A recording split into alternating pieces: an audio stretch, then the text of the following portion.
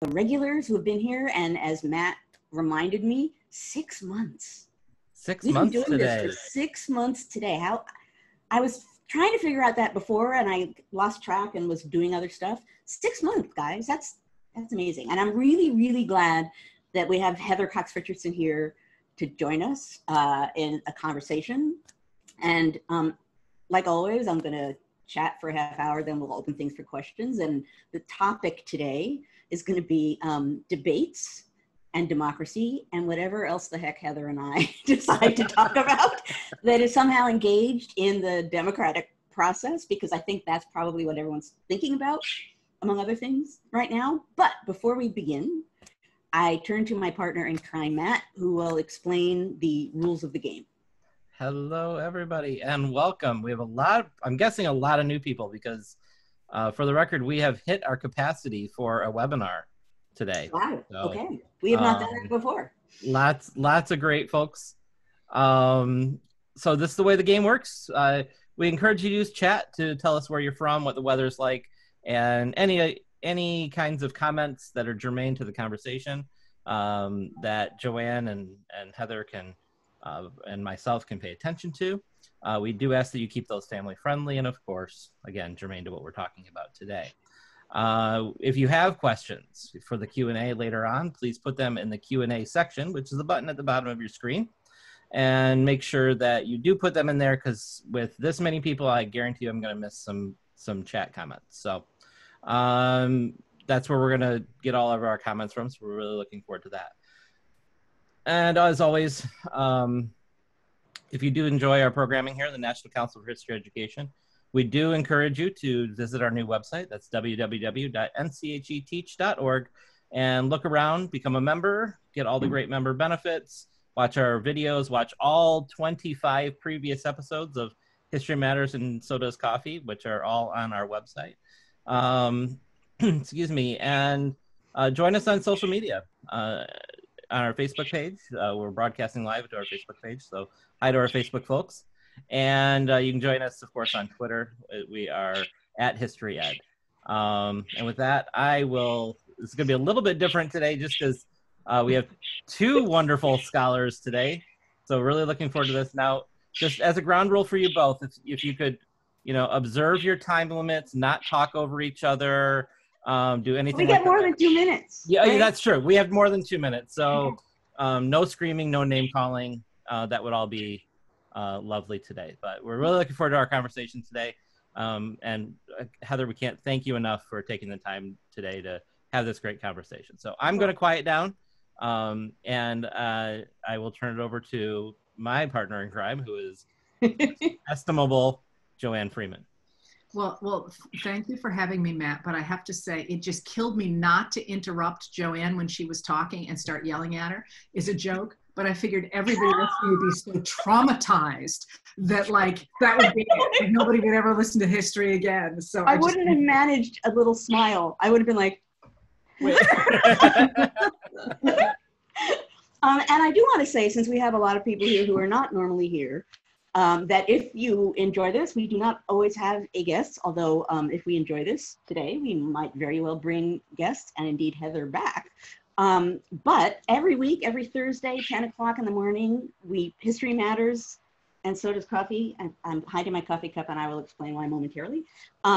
History Matters and So Does Coffee meets 10 o'clock to 11 o'clock. We talk about some theme in history. Often I bring a primary document of some kind, and we look at the past, we ask questions about the past, and then we turn around and see how that kind of question can help us better understand the present. So I invite you to join us any Thursday, 10 o'clock a.m., the same place where you went to join in here, I'm assuming, actually.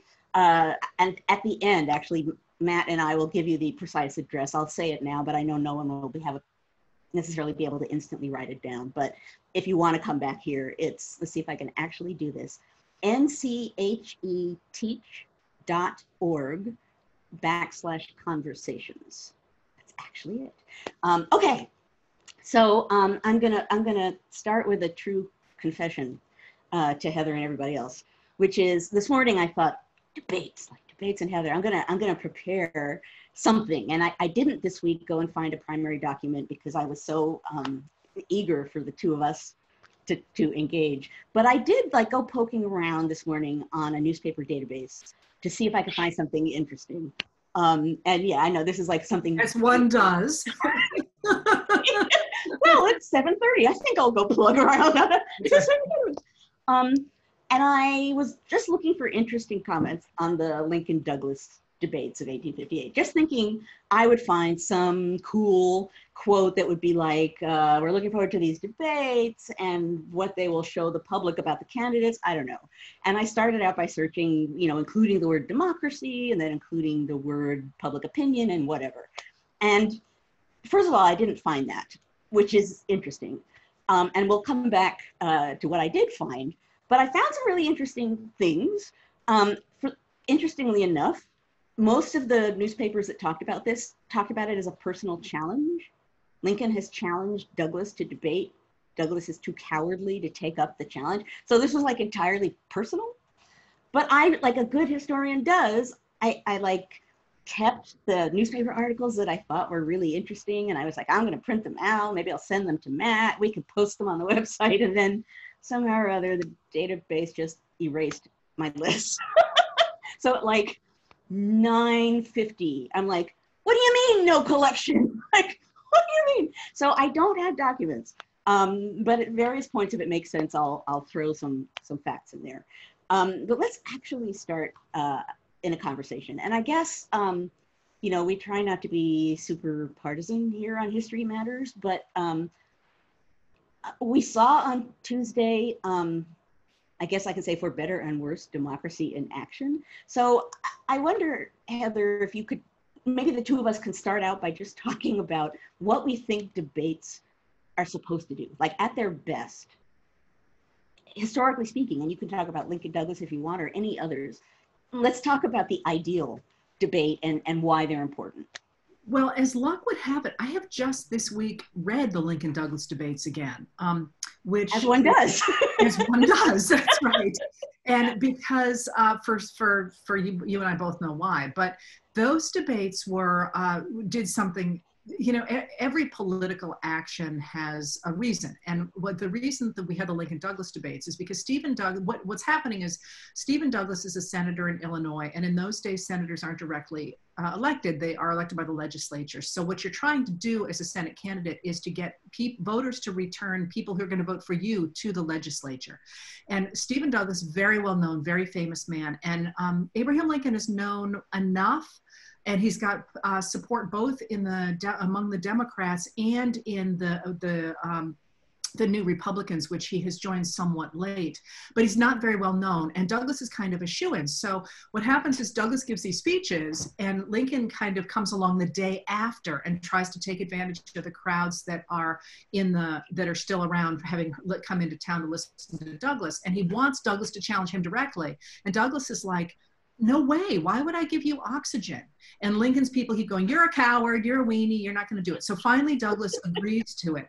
And what's interesting about those is, first of all, just how smart Lincoln is. He's cornering Douglas on the issue that the Supreme Court has said that that you basically can't keep human enslavement out of the new territories. And Douglas has tried to split that baby and said, well, what you can do is you just don't have to pass local legislation that will protect slavery. And Lincoln's hammering on that again and again and again. But what's interesting about those to me, having just, as I say, sat down and read them out, is that Lincoln is really clearly developing his own ideas in that. So you can see at the beginning, he goes in with this idea that if you're really going to be conservative, you're going to protect freedom, not protect slavery, the way the word conservative meant. By the end of those debates, he has finished his reworking of the word conservative to say, I'm conservative, I stand against slavery. And so I guess that was a specific moment. It was for the Senate, not for the White House, but it makes him a national name. But what's interesting is we don't have another presidential debate until Kennedy-Nixon. And as it happens, I listened to those recently for a course I'm teaching. And I'm not a debate person really, but they're really interesting because what they were literally supposed to do is to inform Americans about the way the system works. So it's really high-minded language from our perspective. And for example, literally they sit there and they say, well, they say to Kennedy, well, you don't have any experience, Nixon says, or rather the journalists say, you don't have any experience. Why should we make you president? And he says, well, of course, I've sat on this committee and this committee does this, and I've sat on this committee, and I believe in the relationship between the Congress and the government should be like this, and I'm very concerned about the Department of Justice doing this. And I'm listening to this and I'm thinking, most of my colleagues don't even know what all these committees do at this point, let alone ordinary voters. And what the debates used to do was to obviously appeal to a literate population and people who are really closely following politics, but they were also used to kind of inform people and let them choose honestly what they wanted. What we saw on Tuesday night was not a debate. It was on the one hand performance art, and on the other hand somebody trying desperately to actually argue policy and just getting steamrolled. And here's what's interesting about that. So this last weekend, I did a live stream panel on presidential debates, which is available through the American Historical Association. I think it's on Facebook now. But what was interesting about it is that Newton Minow, who was pretty much in on the starting of these debates being televised and has been involved in every presidential debate since then. I think he's 92 maybe at this point. He was there, he was participating. And he kept coming back to the same idea, which is related to what Heather just said, but I thought it was really interesting. And in this sense, maybe Tuesday's debate did do something. He said, part of what you can get from those debates, even if you can't get policy, you get character. You get the character of the person standing up. And Americans, among the things they get to choose about, they can choose, do I like that person as my leader? Do I not like that person as my leader? What do I think about this person under pressure? How do I think this person is operating in this environment? And he didn't say that the only reason for these debates is to inform people about character, but the performative aspect of it, and this makes sense once you say it out loud, the performative aspect of it was a big part of it too. He talked very much about how fundamental it was to the democratic process to have this kind of thing happen, and that's why he's been involved all these years, is that he thinks it needs to happen. And when the League of Women Voters, it sort of shifted in a way and that they no longer were dealing with it, he remained on the commission for presidential debates because he thought it had democratic importance, because whether it's performative or whether it's policy, it's appealing to the public. And I've said here on History Matters several thousand times, right? Public opinion is what matters in our form of government. We may not remember that all the time, but it is, we have the power. So the debate, whatever we think about Tuesday, was a demonstration of the fact that those two people had to talk to us. Like, they could have done a better job, but still, I think it's so easy to forget, particularly when there's bluster and bullying and a lack of attention being paid to the fact that we have power, to the fact that we do. And I think the debates is a great example of that.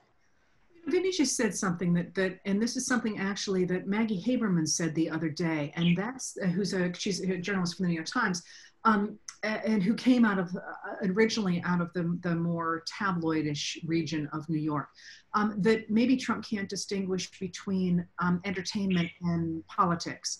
And one of the things about the now televised debates that really jumps out when you watch the Nixon Kennedy debates, and you read about this, but it's really clear, and you can watch this, by the way, on YouTube. They talk about the fact that Kennedy knew not to wear a white shirt, and he made sure he had a very strong contrast. And so I'm watching this, and I was watching the debates in color, and I'm thinking, truthfully, Nixon looks fine to me. And I'm not visually all that sophisticated, so I'm like, what are people talking about? And then I watched it in black and white, and oh my God, Nixon, like, he looks like the wallpaper. He totally looks like the wallpaper, because in black and white, he just did not have, he was in a light green suit, and he just looks like he's part of the wall. And that aspect of debates since Kennedy-Nixon in 1960, that entertainment value thing, I think is really right now we're at a high watermark of that, if you will, where in fact what we saw the other day on Tuesday was a performance. I mean, it was a performance of somebody who was not really engaging with the democratic process so much as you say, appealing to the audience, and an audience that was not necessarily informed by politics, but rather was watching a reality TV show, which, by the way, President Trump is very, very good at.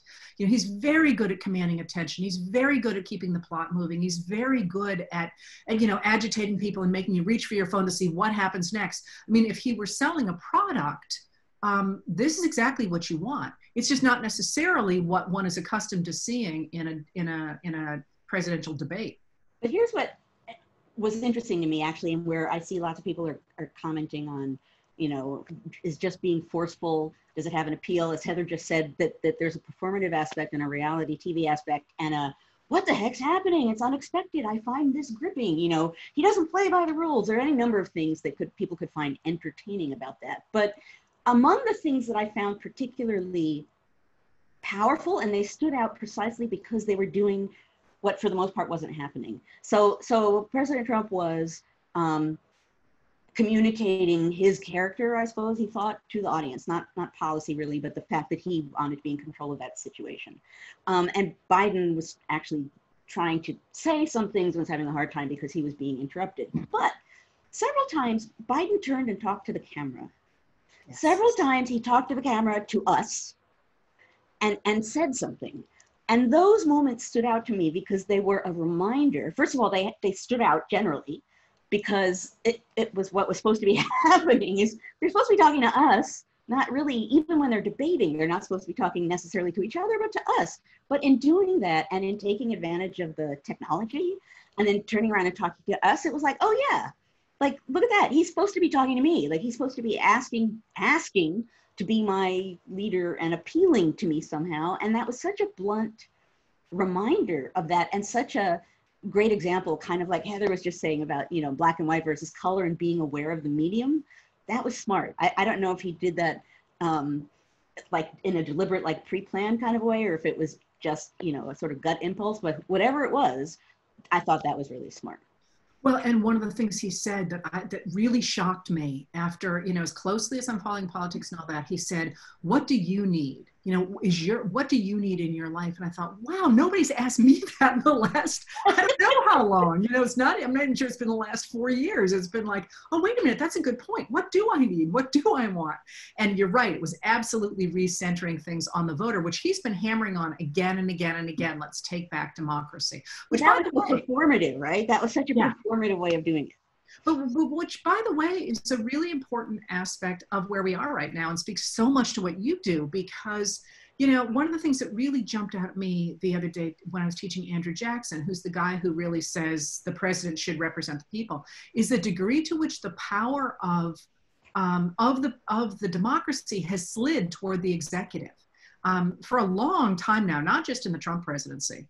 And the idea that you would actually have a presidential candidate going, this is up to you, not up to me, not up to executive orders, not up to the Department of Justice, not up to the FBI, not up to anything in the executive branch. This is you, the voters for the president for sure, but also the people who are going to put Congress critters in office. I thought that was a really important signal, if you will, that it's maybe time to rein in the executive branch a little, and that was something that was on the table.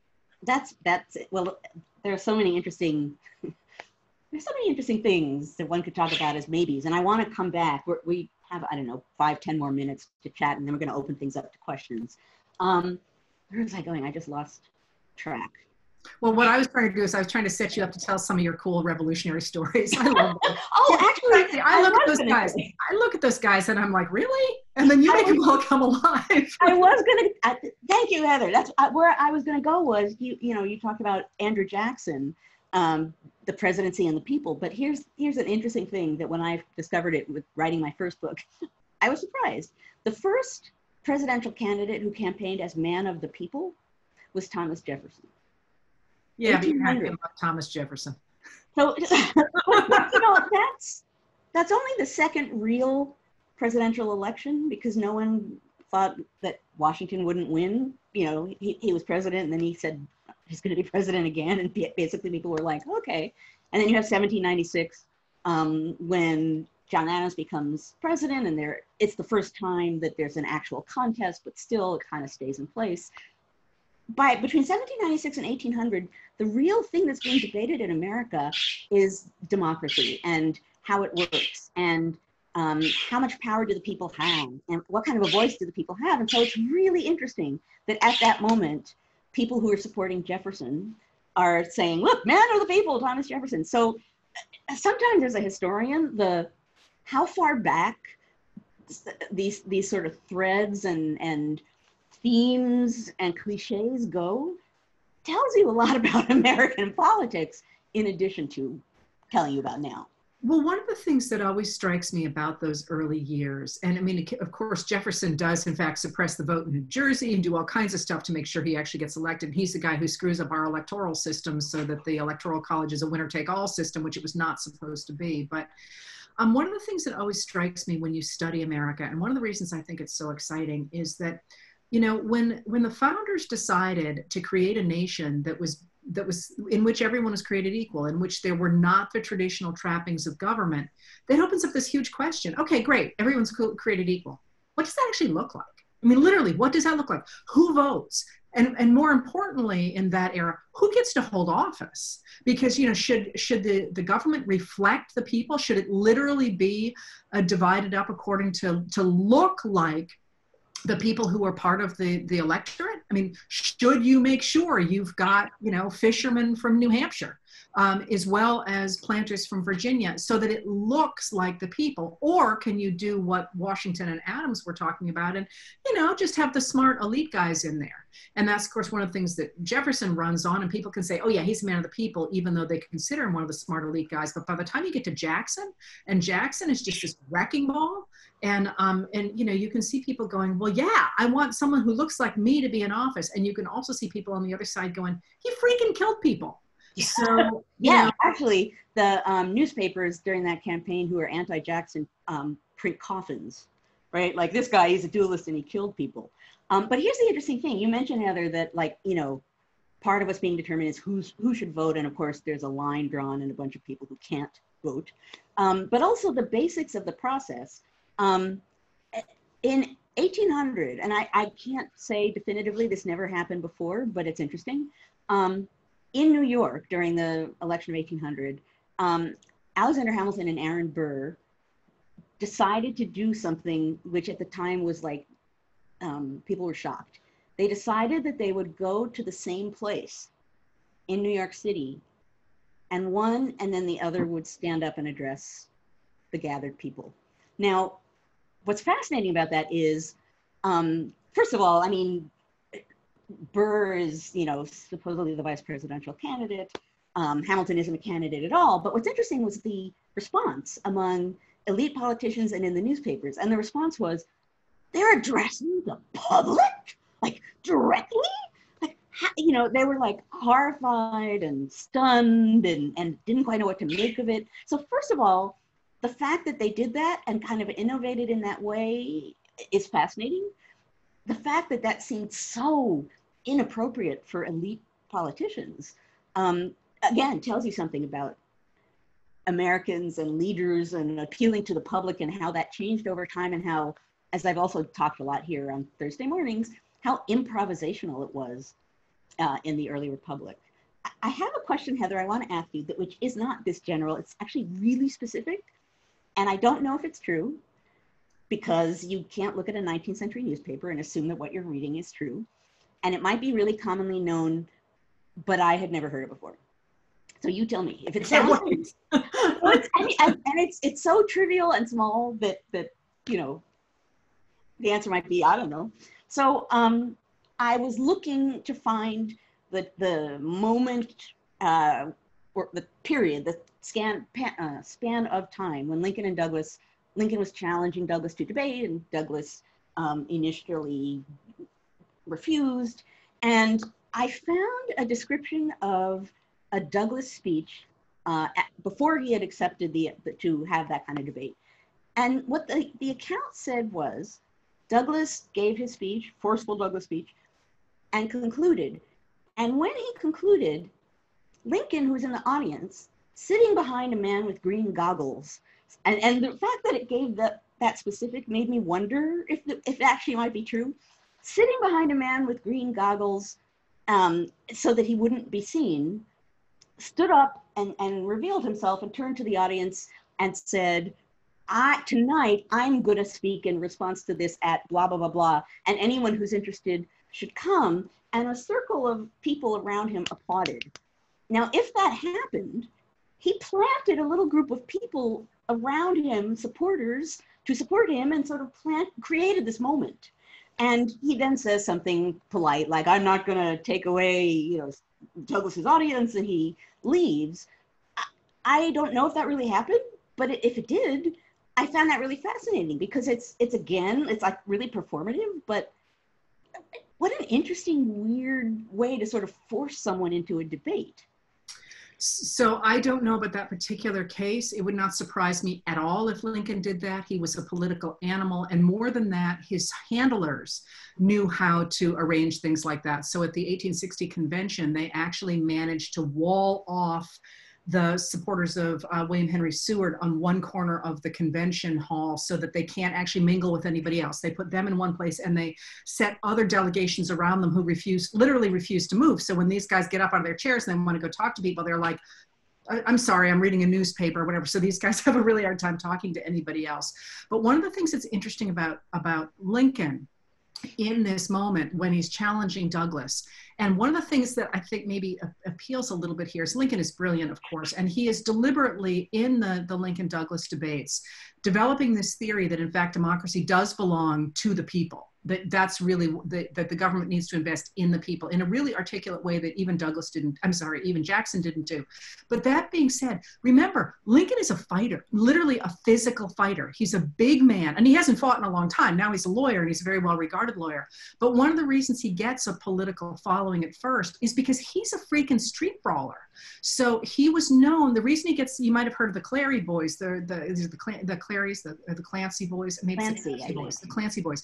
The reason they're Democrats, the reason he gets them on board is because he street fights with them when he's a younger man, and he is known as a really powerful, because he's 6'4" or whatever it is. He's got a really long reach. He's very, very strong. But this is an era when street fighting in this period is characterized by eye gouging and ear biting. And now I'm not saying that Lincoln did those things. I'm not saying he didn't, but if you or I stood up in a crowd at a rally right now that people thought we were the enemy, we'd get jumped, or at least we would be threatened. If The Rock stands up, Dwayne Johnson stands up, people are going to be a little less likely to jump him. And if he stood up with a whole bunch of his friends around him, you'd be like, okay, you go, dude. Right, whatever you want. And so it's worth remembering that Lincoln, while we remember him as being this, incredibly erudite, brilliant, politician, man, gentleman, in fact, he had a past that made him able to go into the scrum with Douglas, who's quite short. I mean, Douglas was never a fighter. Douglas is this little round guy. He looks like a winner. And so the idea that, you could see Douglas fuming, being like, damn it, you got the woman too, because of course they were both courting Mary Todd. And now you're bringing your thugs to my rally, but there's really nothing I can do about it. So I totally believe that Lincoln did that. And related to what Heather is saying, as I started out by saying, when I was looking in the newspapers to bring some spiffy quote here this morning that had something to do with democracy and the Lincoln-Douglas debate, what I found instead was Lincoln challenges Douglas. Douglas is too cowardly to fight. So it plays right into that, right? Lincoln is a fighter and Douglas won't fight. Now, I want to mention one thing, because someone has asked a question that relates directly to what Newt Minow, the fellow who's been involved in every presidential debate, or actually presidency in one way or another since Kennedy, Nixon, he answered it. And then I want to open things up to Matt and open things up to your questions. Actually, well, I will, with one thing that we'll do briefly beforehand. Someone asked, why were presidential debates not done between Lincoln, Douglas, and Nixon, Kennedy? And Newt Minow, who was involved with a lot of these presidencies, he said the person who was in the lead never wanted to do it because there was nothing he could gain from that. And there's a lot he could lose from that. So it just didn't seem like a good idea. And I think for a lot of reasons that Heather's mentioned some of them, the Nixon-Kennedy, I was about to say Nixon-Douglas, Nixon-Kennedy debate sort of changed the rules of the game. But I'm going to stop because I know that you guys, go ahead. And there was not another one after 1960. There was not another one until 1976. Right, for the same reason. Well, the same reason, but in '76, when Ford agrees to debate Carter, one of the reasons he's willing to is that he's under attack within his own party from the Reaganites. So he actually did have something to gain from sort of beating on Carter, which by the way is his birthday today. Happy birthday, President Carter! At October 1st, he's 96, something like that. He actually had, there was a reason that he was willing to do it. And then once he had reestablished the principle, then we got it. I had no idea Gilligan's Island boat, the Minnow, was named after Newt Minow. And I see someone who wrote the 10 debate commandments, which is funny. I'm also going to revise what I just said because I realized I goofed. Part of the reason why there's no debate until Nixon-Kennedy is technological.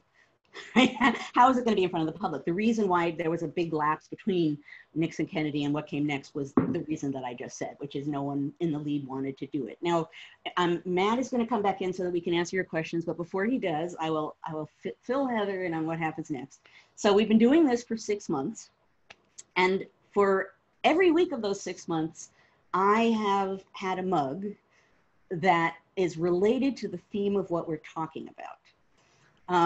So, and I've used it like every mug in my cupboard, and went back to New Haven and brought back some mugs and used a couple of them twice and like made signs that I posted on top of mugs. However, this one was in the back of my closet, my cabinet. I never used it because I didn't think it would be relevant in any way. However, it's really relevant to this week and in many ways this discussion. So it says, be good to yourself.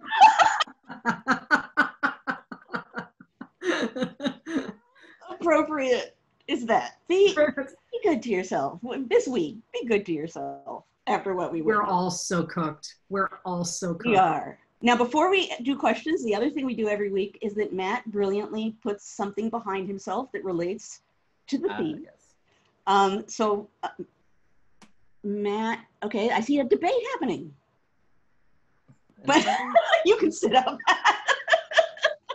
So you have to tell us what we're looking at. Yeah, so this is the site of one of the Lincoln Douglas debates in Quincy, Illinois. So is that the fifth one? I don't remember, but thank you, Internet. So yeah, so these are our traditions. We saw this going on in chat while you all were talking, and so these are our two traditions. As I always do a background, and Joanne always takes a mug. And we're grateful to have so many great people here today. So we have 20 questions in here. So let's start going through those. So some of these are good. So another thing that just, as Joanne mentioned, we try to be nonpartisan as much as we possibly can. So I apologize if I skip over questions that are maybe a little more polemic than not. So Susan wants to know, can you recommend source material for reading the Lincoln Douglas debates? Do you have that at your So there are collections of the Lincoln Douglas debates. I actually reread them online, and they're free. There's a couple of places. The National Park Service has transcripts of them all on its website. So just Google Lincoln Douglas debates transcript. There is also online something that all Lincoln scholars use. There's 2 collections of Lincoln material online, and one is at the Library of Congress. The other one you get to by Googling Bosler, B-A-S-L-E-R, Lincoln Papers. And that's the sort of definitive collection of Lincoln Papers that is in a book form, but it has been uploaded, I think, at the University of Michigan, and it's really highly searchable. So if you're looking for something specific, that's where all of us start by going. That being said, there is a book of the Lincoln Douglas debates. I will tell you, I in my lifetime have thrown 3 books against the wall. And one of Only them, three? only three. One of them was Don Quixote, because I read all the way through that freaking book thinking something was going to happen. And I got down to the last like 12 pages and I'm like, really? This is a classic? Nothing happened for the last 1,000. And I never read the last 6 pages. The other was Norman Mailer's The Naked and the Dead, because it's so misogynistic. And I didn't make it more than a few pages into that. And the third was the Lincoln Douglas debates, because Stephen Douglas is appealing to his base with unbelievably nasty, disgusting, racist bile. And so I'm not entirely sure I would invest in the book, because you might actually like your wallpaper. And if you read them online, you can just skip over that crap. That said, and that makes perfect sense. See, I'll throw 2 things in there. One of them has to do with Lincoln Douglas, and one of them has to do with what you just said. And this is from like many decades ago, but my memory is that the Library of Congress produced a volume that was newspaper clippings of the debates, so that it was, you know, sort of artifact driven. That said, you probably wouldn't want to necessarily go through and read that, but it might be a cool thing to have. And particularly if you're teaching, it might be a great thing to have that kind of thing so students could see that. But I'm pulling that from memory. The other thing that Heather just said that gave me a different sense of something I'd known for a while. You know what book George Washington was reading during the Constitutional Convention? Don Quixote.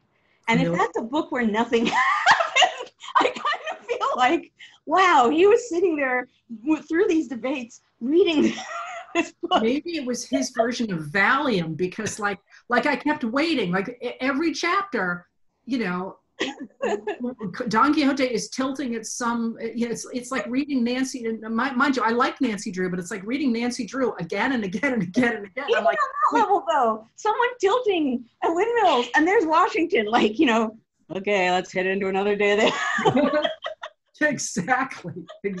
So during Hamilton's 6-hour diatribe about how America needs a new monarchy, Washington is reading about tilting windmills. Is that what you're telling me? Apparently so. Apparently so. I love it. Just a comment here that Joanne brought up, and that is that, of course, we don't actually have anything definitive about what Lincoln and Douglas said. What we have are newspaper reports. And the Democratic newspapers reported it one way, and the Republican newspapers reported it the other way, which is why we have different editions of them. And again, as I say, the Bosler edition is considered good enough to use. I don't want to say definitive, because there's some very good other editions of them, but what scholars do is they compare the 2 different versions, and where they match exactly, they consider those the words, and then they try and guess which are most accurate by comparing the different versions to other versions. It just sounds tedious beyond belief, but you know what? I guess it beats Don Quixote. It has to be done. But the one thing I'll say related to what you just said is, and I can't say I have made this comparison, but if you want to teach students, because I know there are a lot of teachers out here, about comparing and contrasting documents that appear to be definitive, finding 2 accounts of the same debate and looking at how different they seem would be an interesting kind of a thing to do. I do that sometimes in my undergraduate seminars. I send them off to find things from newspapers about one particular event, and then we bring them all to class, and who the heck knows? There are things now that I still, you know, from my last book that I don't know if they happened because I found it in a newspaper. I didn't see it in another newspaper. Someone denied it on the floor of Congress. I have no idea. So, you know, it's so important right now to be teaching students about evaluating evidence that might be a cool assignment too. Okay, Matt, more questions. No, so actually Heather mentioned something, and there's a number of questions in here about obviously one of the more newsworthy elements of this past debate, which is President Trump's failure to denounce white supremacy. Now, I'm not asking us to talk about him specifically, but Heather, you mentioned that one of the things that frustrated you about Stephen Douglas, for example, was sort of his, you know, appealing to his base with things like white supremacy, et cetera, and racism. I'm wondering, so I'm going to base this off of Kevin's question, which is, can you both talk about how appealing to a base using something that we would consider horrific, like, you know, racism or white supremacy, might alter an election or historically speaking, or change the trajectory of an election, or was that just not the case throughout American history? I'll answer in a general way. I don't know if Heather has a specific example, but partly because this is a thing we've also talked about more than once here on History Matters. There's so much, there are so many ways in which political rhetoric is intended to raise emotion, not necessarily always intended to inform you, but intended to get you emotionally engaged in some way. And we've talked before about listening to and looking at what someone is saying, and before you have that explosion of outrage, actually thinking about the fact that that person might be intending to do that. So part of what I'll say in response to that question is sometimes that's the point, right? Is to say something horrifying that will get some kind of a response and strategically targeted, that can serve someone depending on how it's planted, however horrific and undemocratic that thing might be. So it does reinforce something we've talked about a lot, which is taking a breath before you respond, because you could get sucked into something that you don't need to be. But I'll let Heather take a bite. I have a question for you, Joanne. When did, I'm trying to think this through, when did presidential candidates, not local candidates or state candidates, but presidential candidates start overtly using racism to get voters? So I'm trying to think about this. Jackson doesn't. When Jackson talks about indigenous people, he talks about, you know, in a positive way, we're going to do something lovely for these people. Now, of course, that's not what he's doing, but he's not saying you need to turn against these people. And 1844 is another election I know well. I don't think either the Whig candidate Henry Clay, well, certainly not, because he was anti-slavery-ish. But I don't think James K. Polk did either. And Franklin, is it the 1850s? Franklin Pierce kind of does, but not in the way that you're saying. So because of the ways in which newspapers, you could say something in one newspaper and something in another newspaper, and never the twain shall meet, and people won't know. So some newspapers, depending on their politics and what they wanted, would, like in the North, if it was a Democratic newspaper in the North, then they might say, Pierce feels this way about slavery. And then a Democratic newspaper in the South say he feels a totally different way about slavery. And so depending on the section of the Union and the party at play, they were pro or against slavery, and built into that pro, sort of not sort of blatant racism in the way you're suggesting, but still suggesting where his heart was on slavery and related issues in a strategic way. But that wasn't, it wasn't the race component that was a big part of that. It was, you know, is he North friendly or South friendly? Of course, he was friendly to both, and he was particularly South friendly. Well, maybe the answer is that until very recently, presidents stayed above the fray and let their surrogates out on the stump say the terrible things. That may be the case as well, because as I'm thinking this through, I know that I just read, again, as one does, Franklin Pierce's annual message to Congress in 1851.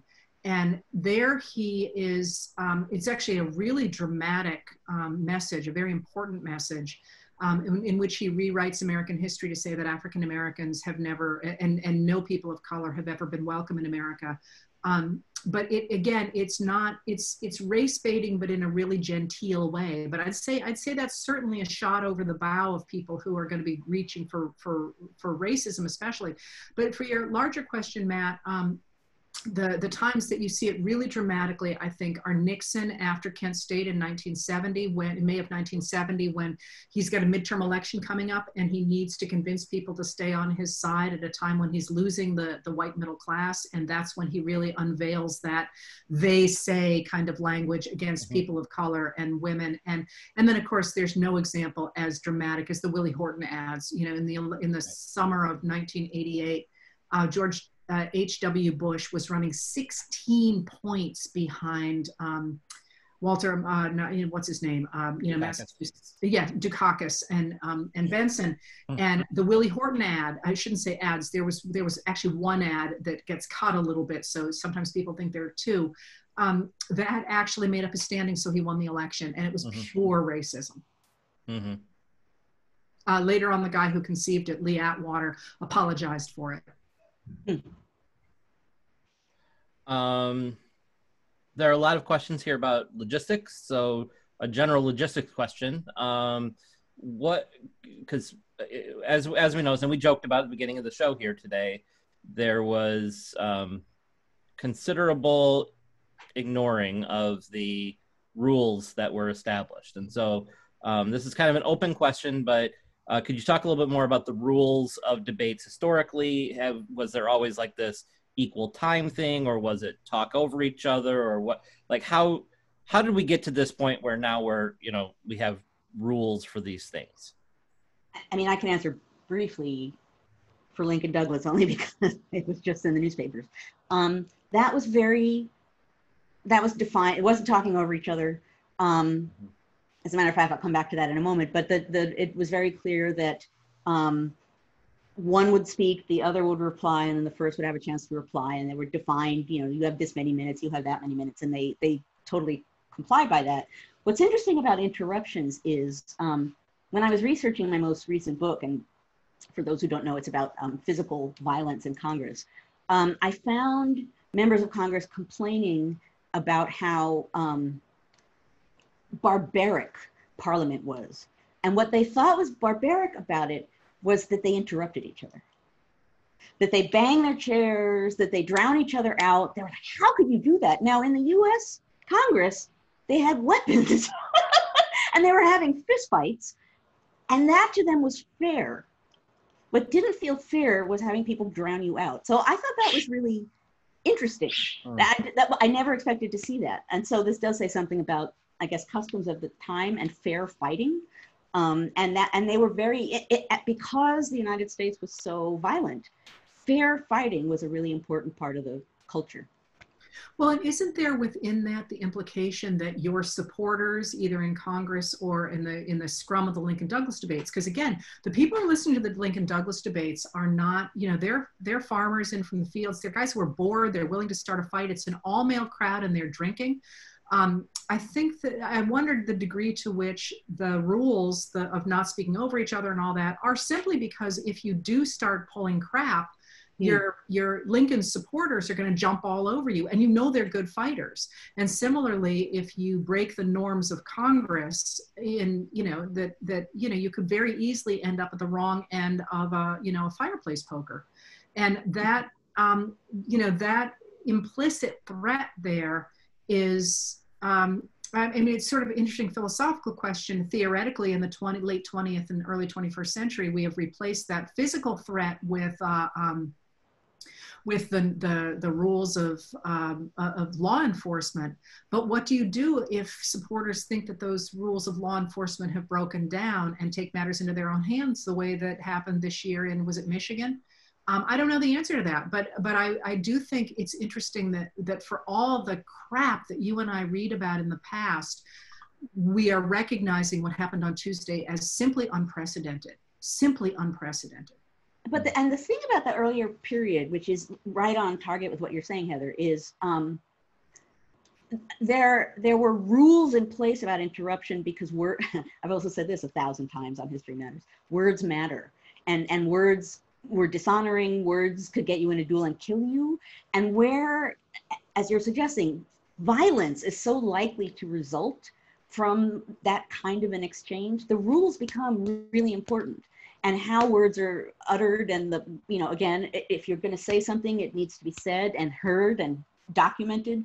So, we're at such a different cultural moment that I think that has to be sort of fed in as well. You're making me wonder. I don't know about you. I grew up with that saying, sticks and stones can break my bones, but words can never hurt me, which is complete crap. Of course, words are deadly. So where did that come from? Where did that whole... someone listening, History Project. Well, I'm wondering if it's Cold War, we weren't supposed to, when Nikita Khrushchev slammed his shoe on the desk, we weren't supposed to react because it was only words. But it's kind of a weird thought because, of course, now people like you and me recognize that political words are what lead to political bullets, and that's a concept that we always recognized in America, except in this weird moment when it's like, don't pay attention to what he says to you, Heather. He doesn't mean it. It's like, well, yes, he does. How do we get to that? Well, and it would, I mean, that actually would be fascinating to know. And if it's that very reason that you said, Heather, that feels like a nice little research project for somebody. Mm-hmm. Well, you know perfectly well, you and I are both going right back to the New York Times. I know. Our friends here in the chat have already found it on Wikipedia. So 1862 or 1864. So 1862 is when that originated. So you can look at that in chat, and Heather, to answer, yes, it was Michigan, not one of our finer moments when armed militants decided that they were going to observe by going into the gallery of open session. So you mentioned earlier about the Electoral College and so this is from Elizabeth. It says, can you talk a bit more about the Electoral College? I understand it as it works now, but how did the founders originally envision it in a system that had safeguards against popular election of senators and the president? Yeah, I'll offer a brief response to that, and then there might be probably much more that Heather can say.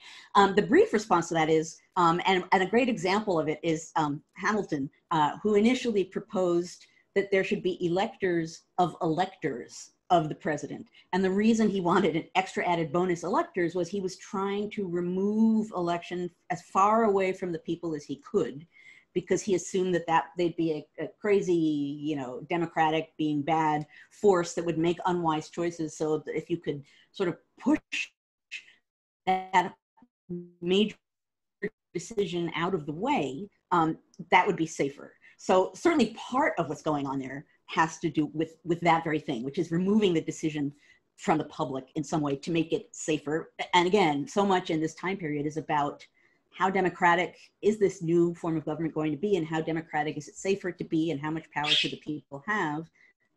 And this plugs right into that.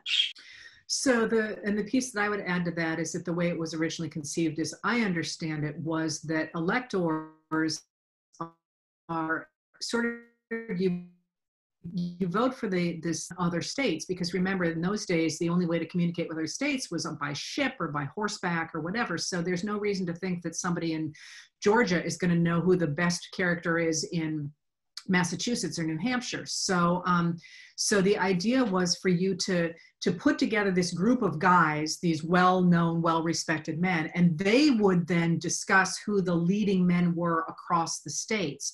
And they would, theoretically, they'd toss up 2 or 3 people, and then the House of Representatives would ultimately decide it. The one time that happened was a complete disaster, so we got rid of that system.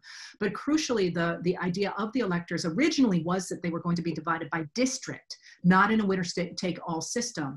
And that winner-take-all system is, I believe, Joanne, thanks to our friend Thomas Jefferson, who recognized that he would have won in 1796 if Virginia had given all of its electoral votes to him. So he creates this idea that Virginia is going to vote as a block, and that other states recognize that if they don't do the same thing, their favorite sons will never win against whoever Virginia wants. So we get a winner-take-all system pretty quickly. And in 1823, James Madison looks at this and he's like, this is insane. We need to have an amendment to the Constitution that says this isn't the case. And Alexander Hamilton actually writes one to get us back to a district system where, states would split their electoral votes. Right now, we only have Maine and Nebraska that actually does that.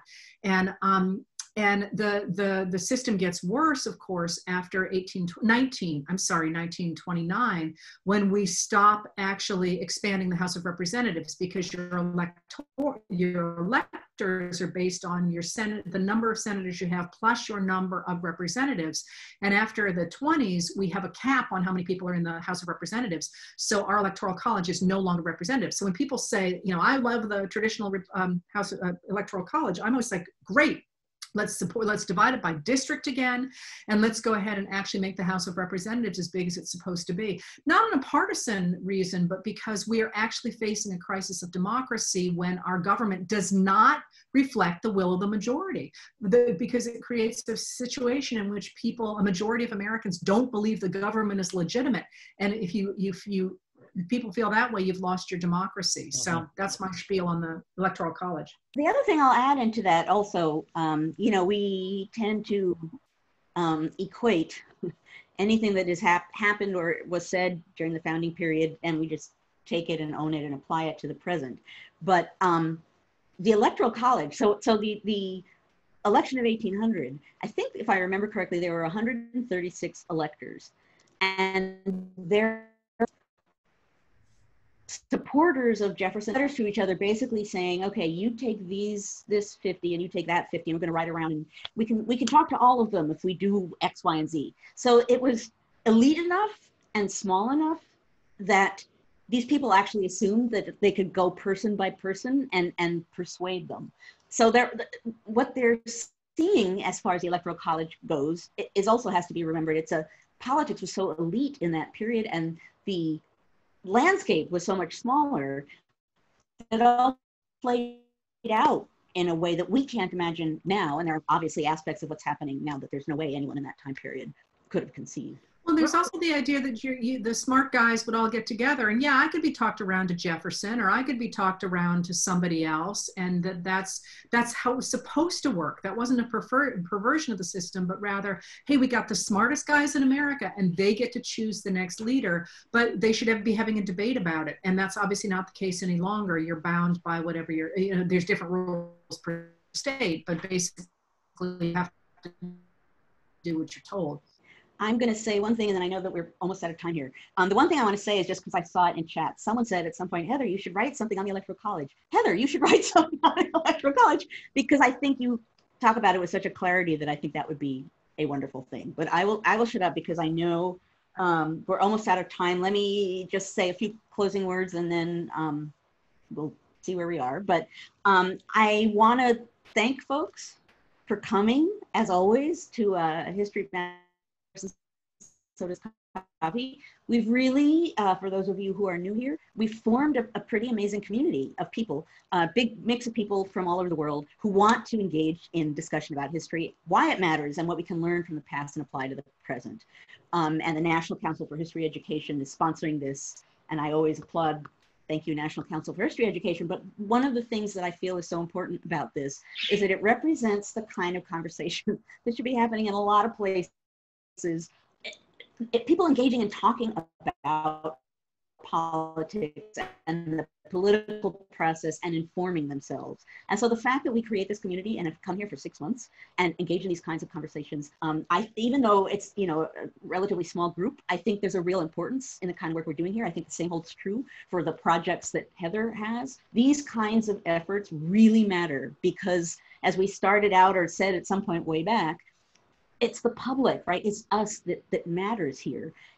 And not everyone is informed, and not everyone, sort of understands some of the implications of what's going on. And a discussion is one way you can really bring that out. So thanks to folks who came here, as always, and also for the first time. As I said at the outset, if you want to come back every Thursday morning, 10 o'clock a.m., see if I can do this again, NCHE.org/conversations. Okay, she can tell you where to find the Lincoln Douglas debates, but she can't tell you who she works for. So welcome to the life of a history professor. But anyway, I hope some of you will come back because our enlightening